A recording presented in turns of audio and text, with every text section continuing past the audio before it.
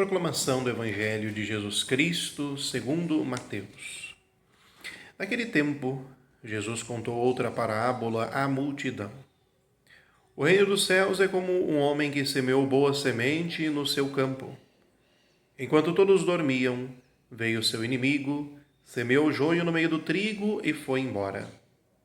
Quando o trigo cresceu e as espigas começaram a se formar, apareceu também o joio.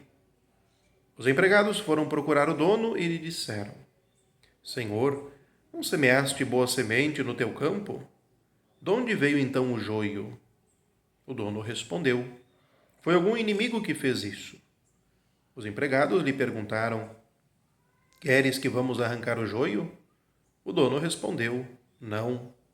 Pode acontecer que, arrancando o joio, arranqueis também o trigo. Deixai crescer um e outro até a colheita. E no tempo da colheita, direi aos que cortam o trigo: Arrancai primeiro o joio e amarrai-o com feixes para ser queimado. Recolhei, porém, o trigo no meu celeiro. Jesus contou-lhes outra parábola. O reino dos céus é como uma semente de mostarda que um homem pega e semeia no seu campo. Embora ela seja a menor de todas as sementes, quando cresce, fica maior do que as outras plantas e torna-se uma árvore, de modo que os pássaros vêm e fazem ninhos em seus ramos. Jesus contou-lhes ainda uma outra parábola. O reino dos céus é como o fermento que uma mulher pega e mistura com 3 porções de farinha, até que tudo fique fermentado. Tudo isso Jesus falava em parábolas às multidões. Nada lhes falava sem usar parábolas, para se cumprir o que foi dito pelo profeta. Abrirei a boca para falar em parábolas, vou proclamar coisas escondidas desde a criação do mundo. Então Jesus deixou as multidões e foi para casa.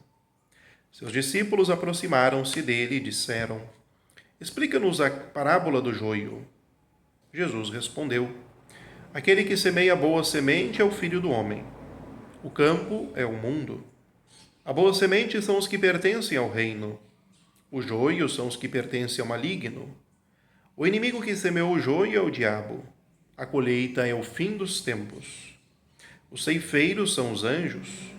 Como o joio é recolhido e queimado ao fogo, assim também acontecerá no fim dos tempos.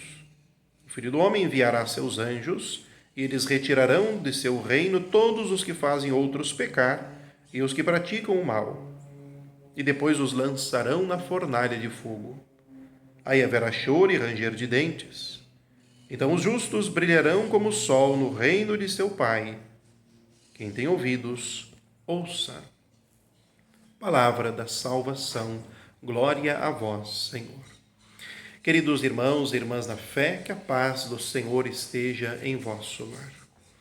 A igreja celebra o 16º domingo do tempo comum e continuamos neste domingo, capítulo 13 de São Mateus, Jesus que conta às multidões algumas parábolas, a fim de explicitar os mistérios do reino de Deus. Este reino que ele veio inaugurar, este reino que se identifica com o próprio Jesus. E nas 3 parábolas que nós ouvimos, o joio e o trigo, a semente de mostarda e o fermento na massa, destaca-se para a nossa compreensão a parábola do joio e do trigo, fazendo-nos entender de que aqui nós encontramos a imagem da igreja, que neste tempo que passa e que um dia vai terminar, o final dos tempos, que Jesus também explicita ali, o horizonte escatológico, o dia do julgamento, cabe à igreja então a semeadura, cabe à igreja, queridos irmãos e irmãs, semear, lançar a semente e deixar crescer. A colheita ficará a cargo do Senhor. E ali, sim, se manifestará a justiça.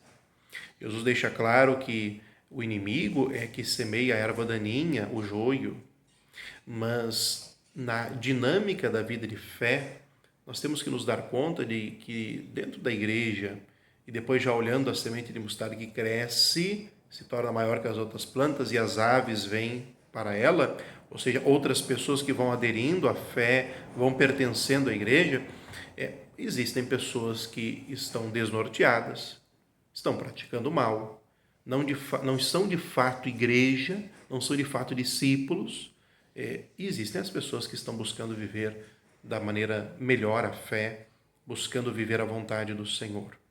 Aqui nós não devemos nos degladiar, não devemos criar uma elite dentro da igreja, seja das pessoas de dentro para com as de dentro, ou aqueles que são igreja para com quem não é igreja, querendo nos achar melhores que os outros, mas lançar a paciência de Deus, que deixa que ambos cresçam, trigo e joio, pois um dia chegará o tempo certo. Por que a paciência de Deus? Porque Ele quer que todos se salvem. E aqui nós temos uma oportunidade, então, de compreender que se eu estou bem na minha vida de fé, o que significa estar bem?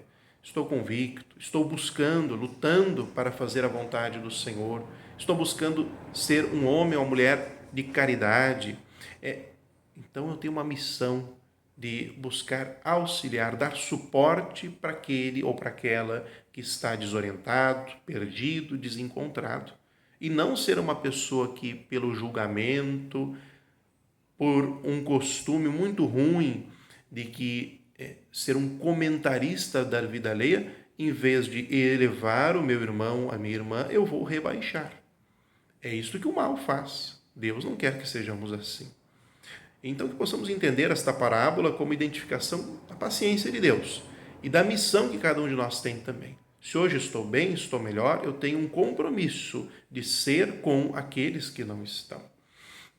E as outras duas parábolas, a semente de mostarda e o fermento da massa, mostram esse dinamismo do reino e como de pequenas coisinhas, pequenas vivências, algo muito grande vai se iniciando e acontecendo, que é a boa nova da salvação. Então, a partir dos teus pequenos gestos, do teu pequeno plantio, querido irmão e irmã, no campo, que é o coração do outro, nós um dia poderemos ver frutificar. Para isso, perseverança, para isso, buscar no Senhor a misericórdia e aprender da paciência dele, para que eu também tenha paciência com aqueles que caminham do meu lado, com aqueles que são igreja, com aqueles que de repente ainda nem professam a fé, pois Deus quer que todos cheguem ao conhecimento da verdade, que todos se salvem. Queridos irmãos e irmãs, que o Senhor hoje os abençoe, em nome do Pai, do Filho e do Espírito Santo. Amém.